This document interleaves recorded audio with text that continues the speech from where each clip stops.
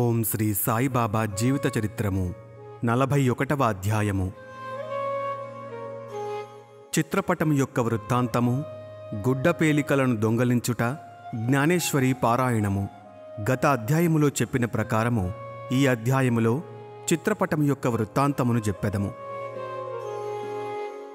ఒకనాడు బొంబాయి వీధులలో పోవునప్పుడు వీధిలో తిరిగి అమ్మువాని వద్ద అలీ మహమ్మద్ సాయిబాబా పటమును కొనెను. దానికి చట్రము కట్టించి తన బాంద్రా ఇంటిలో గోడకు వ్రేలాడవేశెను. అతడు బాబాను ప్రేమించుటచే ప్రతిరోజు చిత్రపటము దర్శనము చేయుచుండెను. హేమాడు పంతుకు ఆ పటమిచ్చుటకు 2 నెలల ముందు అతడు కాలుమీద కొరుపు లేచి బాధపడుచుండెను. దానికి శస్త్రచికిత్స జరిగెను.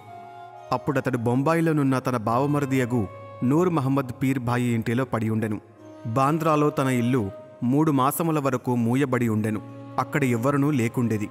అచ్చట ప్రసిద్ధి చెందిన అబ్దుల్ రహీమన్ బాబా, మౌలానా సాహెబ్ మహమ్మద్ హుసేను, సాయిబాబా, తాజుద్దీన్ బాబా మొదలగు యోగుల పటములుండెను. వానిని కూడా కాలచక్రము విడవలేదు. అతడు వ్యాధితో బాధపడుచు బొంబాయిలో నుండెను. బాంద్రాలో ఆ పటము లేల బాధపడవలను, పటములకు కూడా చావు పుట్టుకలున్నట్లుండెను. పటములన్నీయు వాని అదృష్టములు అనుభవించెను గాని సాయిబాబా పటము మాత్రము ఆ కాలచక్రమును తప్పించుకొనెను. అదెట్లు తప్పించుకొనగలిగెనో నాకింతవరకు చెప్పలేరేది. దీనిని బట్టి సాయిబాబా సర్వాంతర్యామి అనియు, సర్వవ్యాపియు అనియు, అనంత శక్తుడనియు తెలియచున్నది. అనేక సంవత్సరముల క్రిందట యోగియగు అబ్దుల్ రెహమాన్ బాబా యొక్క చిన్న పటమును మహమ్మద్ హుస్సేన్ తారియా వద్ద సంపాదించెను. దానిని తన బావమరిదియకు నూర్ మహమ్మద్ పీర్ భాయికి ఇచ్చెను. అది అతని టేబుల్లో 8 సంవత్సరములు పడియుండెను. ఒకనాడు అతను చూచెను. అతడు దానిని ఫోటోగ్రాఫర్ దగ్గరకు తీసుకొని పోయి సజీవ ప్రమాణమంత పెద్దదిగా చేయించి దాని ప్రతులను తన బంధువులకు, స్నేహితులకు పంచిపెట్టెను. అందులో ఒకటి అలీ మహమ్మద్కిచ్చెను. దానినతడు తన బాంద్రా ఇంటిలో పెట్టెను. నూర్ మహమ్మద్ అబ్దుల్ రహీమాన్ గారి శిష్యుడు. గురువు నిండు దర్బారులో నుండగా అతడు గురువుగారికి దీనిని కానుకగా ఇచ్చుటకు పోగా వారు మిక్కిలి కోపించి కొట్టబోయి నూర్ మహమ్మద్ను అతట నుండి తరిమివేసిరి. అతడు మిగిల విచారపడి చికాకు పొందెను. తన ద్రవ్యమంతయు నష్టపడుటయేగాక గురువుగారి కోపమునకు, అసంతుష్టికి కారణమాయను గదాయని చింతించెను. విగ్రహారాధన గురువుగారికి ఇష్టము లేకుండెను. ఆ పటమును అపోలో బందరుకు తీసుకొని పోయి ఒక పడవను అద్దెకు గట్టించుకొని సముద్రపు లోనికి పోయి దానిని అక్కడ నీళ్లలో ముంచివేసెను. తన బంధువుల వద్ద నుంచి, స్నేహితుల వద్ద నుంచి పటములను తెప్పించి వాణిని కూడా బాంద్రా సముద్రంలో ముంచెను. ఆ సమయమున అలీ మహమ్మద్ తన బావమరిది ఇంటిలో యుండెను. యోగుల పటములను సముద్రంలో పడవైచినచో తన వ్యాధి కుదురునని బావమరిది చెప్పెను. ఇది విని అలీ మహమ్మద్ తన మేనేజరును బాంద్రా ఇంటికి పంపి అక్కడ ఉన్న పటములన్నింటినీ సముద్రములో పడవేయించెను. 2 నెలల పిమ్మట అలీ మహమ్మద్ తన ఇంటికి తిరిగి రాగా బాబా పటము ఎప్పటి వలె గోడమీద నుండుట గమనించి ఆశ్చర్యపడెను. తన మేనేజర్ పటములన్నీ తీసివైచి బాబా పటము నెట్లు మరిచెనో అతనికే తెలియకుండెను. వెంటనే దానిని తీసి బీరువాలో దాచెను. లేకున్నా తన బాబాగారు దానిని జూచినచో దానిని కూడా నాశనము చేయునని భయపడెను. దానిని ఎవరికివ్వవలను, దానినెవరు జాగ్రత్త పరిచెదరు, దానిని భద్రముగా ఎవరుంచగలరు అను విషయములను ఆలోచించుచుండగా సాయిబాబాయే తనకు స్వయముగా సలహానిచ్చి మౌలానా ఇస్మ ముజాఫర్ను కలిసి వారి అభిప్రాయము ప్రకారము చేయవలసినదని చెప్పాను. అలీ మహమ్మద్ మౌలానాను కలుసుకొని జరిగినదంతయు చెప్పాను. ఇరువురును బాగుగా ఆలోచించి ఆ పటమును హేమాడ్ పంతుకివ్వ నిశ్చయించిరి. అతడు దానిని జాగ్రత్త పరుచునని తోచెను. ఇద్దరును హేమాడ్ పంతు వద్దకు పోయిరి. సరియైన కాలములో దానిని బహూకరించిరి. ఈ కథను బట్టి బాబాకు భూత భవిష్యత్తు వర్తమానములు తెలియునని చాకచక్యముగా సూత్రములు లాగి తన భక్తుల కోరికలనెట్లు నెరవేర్చుచుండెనో కూడా తెలియచున్నది. ఎవరికైతే ఆధ్యాత్మిక విషయములలో ఎక్కువ శ్రద్ధయో వారిని బాబా ప్రేమించుటేగాక వారి కష్టములను తొలగించి వారిని ఆనందభరితులుగా చేయుచుండురని రాబోవు కథల వలన తెలియును. గుడ్డపేలికలను దొంగిలించుట, జ్ఞానేశ్వరి చదువుట. బీవీదేవు దహనులో మామలతుదారు జ్ఞానేశ్వరిని ఇతర మతగ్రంథములను చదవవలనని చాలా కాలము నుండి కోరుచుండెను. భగవద్గీతపై మరాఠీ భాషలో జ్ఞానేశ్వరుడు వ్రాసిన వ్యాఖ్యయే జ్ఞానేశ్వరి. ప్రతిదినము భగవద్గీతలో ఒక అధ్యాయమును, ఇతర గ్రంథముల నుండి కొన్ని భాగములను పారాయణ చేయుచుండెను. కానీ జ్ఞానేశ్వరుని ప్రారంభించగానే ఏదో అవాంతరములేర్పడుటచే పారాయణము ఆగిపోవచ్చుండెను. 3 నెలల సెలవు పెట్టి షిరిడీకి వెళ్ళి అక్కడ నుండి తన స్వగ్రామమగు పౌడుకు పోయెను. ఇతర గ్రంథములన్నయూ అచట చదవగలిగెను.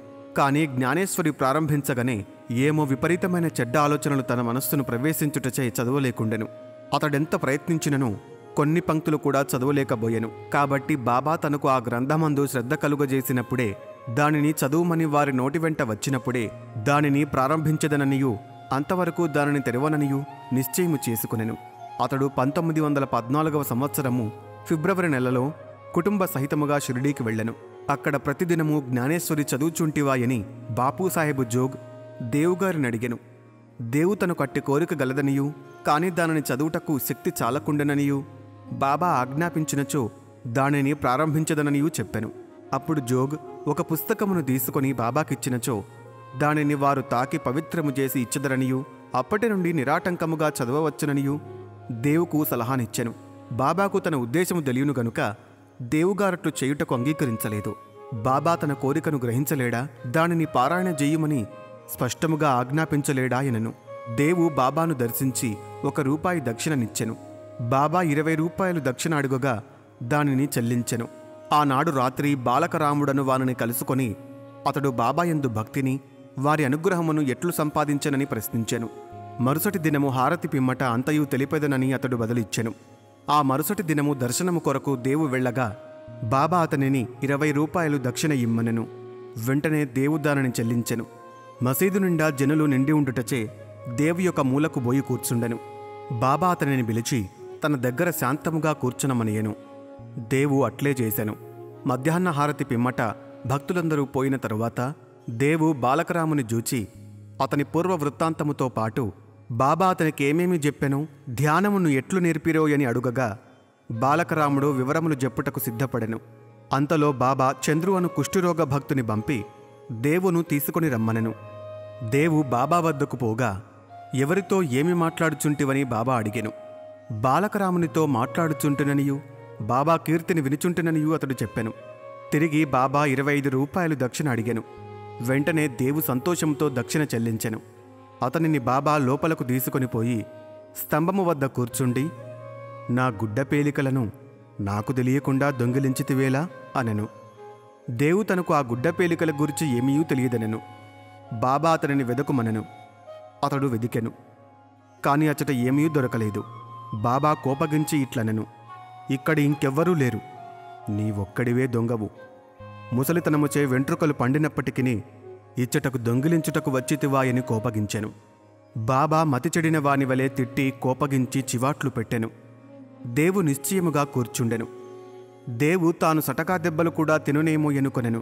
1 గంట తరువాత బాబా అతనిని వాడాకు వెళ్ళుమనెను. దేవు అచటికి ఏగి జరిగినదంతయు జోగుకు బాలకరామునకు తెలియజేశెను. సాయంకాలం అందరినీ రమ్మని బాబా కబురు పంపెను. ముఖ్యముగా దేవును రమ్మనెను. నా మాటలు వృద్ధిని బాధించి ఉండవచ్చును గాని అతడు దొంగిలించుటచే నేనట్లు పలుకవలసి వచ్చెనని బాబా నుడివెను. తిరిగి బాబా 12 రూపాయలు దక్షిణ అడిగెను. దేవు దానిని వసూలు చేసి చెల్లించి సాష్టాంగ నమస్కారము చేసెను. బాబా ఇట్లనెను, ప్రతిరోజు జ్ఞానేశ్వరుని చదువుము, పోయి వాడాలో కూర్చుండుము, ప్రతినిత్యము కొంచెమైనను క్రమము తప్పక చదువుము. చదువునప్పుడు దగ్గరున్న వారికి శ్రద్ధాభక్తులతో బోధపరిచి చెప్పుము. నేను నీకు జాల్తారు సల్లానిచ్చుటకు ఇచట కూర్చొని ఉన్నాను. ఇతరుల వద్దకు పోయి దొంగిలించదవేలా? నీకు దొంగతనమునకు అలవాటు పడవలననియున్నదా? బాబా మాటలు విని దేవు సంతసించెను. బాబా తనను జ్ఞానేశ్వరిని ప్రారంభించుమని ఆజ్ఞాపించెననియూ తనకు కావలసినదేదో అది దొరికిననియూ అప్పటి నుండి తాను సులభముగా చదువగలననియూ అనుకొనెను. తిరిగి బాబా పాదములకు సాష్టాంగ నమస్కారమునర్చెను. తాను శరణు వేడెను. కనుక తనను బిడ్డగా నెంచి జ్ఞానేశ్వరి చదువుటలో తోడ్పడవలసినదని బాబాను వేడుకొనెను. పేలికలు దొంగిలించుట ఎనగానేమో దేవు అప్పుడు గ్రహించెను. బాలకరాముని ప్రశ్నించుటయే గుడ్డపేలికలు దొంగిలించుట. బాబా కట్టి వైఖరి ఇష్టము లేదు. ఏ ప్రశ్నకైనా సమాధానం ఇచ్చుటకు తామే సిద్ధముగా నుండిరి. ఇతరులను అడుగుట బాబాకు ఇష్టము లేదు. అందుచే అతని బాధించి చికాకు పెట్టెను. అదియునుగాక ఇతరులను అడగకుండా బాబానే సర్వము అడిగి తెలుసుకొనవలననియూ ఇతరులు ప్రశ్నించుట నిష్ప్రయోజనమనియూ చెప్పెను. దేవు ఆ తిట్లను పువ్వులు ఆశీర్వాదములుగా భావించి సంతుష్టితో ఇంటికి బోయెను. ఆ సంగతి అంతటితో సమాప్తి కాలేదు. చదువుమని ఆజ్ఞాపించి బాబా ఊరుకొనలేదు. 1 సంవత్సరము లోపుగా బాబా దేవు వద్దకు వెళ్ళి వాని అభివృద్ధిని కనుగొనెను. 1914వ సంవత్సరము ఏప్రిల్ నెల 2వ తేదీ గురువారం ఉదయము బాబా స్వప్నములో సాక్షాత్కరించి పై అంతస్తులో కూర్చుండి, జ్ఞానేశ్వరి బోధపడుచున్నదా లేదా అని అడిగెను. లేదు అని దేవు జవాబిచ్చెను. బాబా, ఇంకా ఎప్పుడు తెలుసుకొనిదవు? దేవు కండ్ల తడిపెట్టుకొని, నీ కృపను వర్షింపనిదే పారాయణము చీకాకుగానున్నది. బోధపడుట చాలా కష్టముగాయున్నది. నేను దీనిని నిశ్చయముగా చెప్పుచున్నాను అనెను. బాబా, చదువునప్పుడు నీవు తొందరపడుచున్నావు. నా ముందర చదువుము, నా సమక్షమును చదువుము. దేవు, ఏమి చదువవలను? బాబా, ఆధ్యాత్మ చదువుము. పుస్తకమును తీసుకొని వచ్చుటకు దేవు వెళ్ళెను. అంతలో మెలకువ వచ్చి కండ్లు తెరచెను. ఈ దృశ్యమును చూచిన పిమ్మట దేవుకు ఎంత ఆనందము సంతోషము కలిగెనో చదువురులే గ్రహింతురుగాక. ఓం నమో శ్రీ సాయినాథాయ. శాంతి శాంతి శాంతి.